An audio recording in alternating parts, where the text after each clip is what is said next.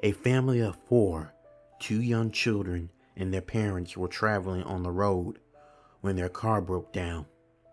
The parents went out to look for help and left the radio on for the kids in case they get bored. By nightfall, the parents still hadn't returned. Sitting in the darkness, the children continued to listen to the radio and grew alarmed when they heard that a dangerous killer was on the loose.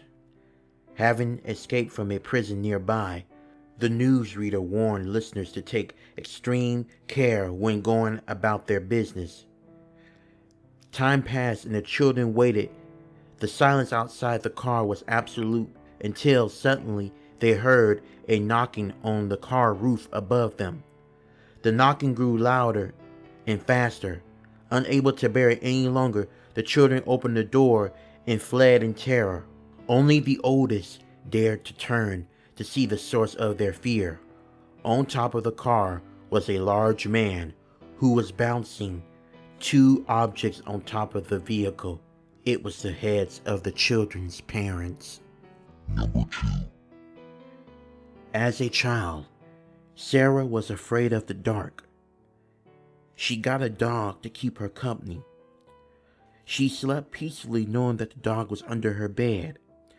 If she was afraid, she would only have to reach out her hands and her dog would lick her hands until she felt safe to sleep again. Years went by like this, and Sarah grew up, and the dog became old.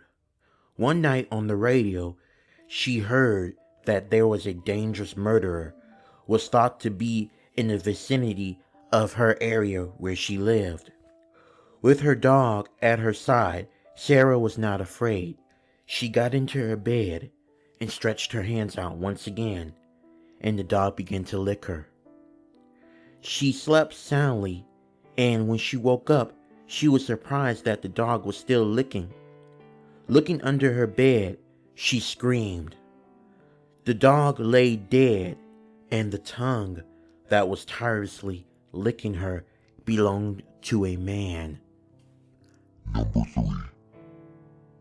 Several teenage girls went for a sleepover at a friend's house. Taking advantage of the fact that the parents were away, when they turned out the lights, they started talking about an old man who had just been buried nearby at a cemetery. It was said that he had been buried alive and could be heard scratching at the coffin trying to get out. One of the girls scoffed at the idea, so the others dared her to go visit the grave right then and there. As proof that she had actually gone, she was to drive a wooden stake into the earth of the grave. The girl left and her friends lay waiting for her to return. But the hours went by and their friend failed to return. They laid awake, increasingly terrified. Morning came and the girl still had not appeared. So when the parents came back, they all went down to the cemetery.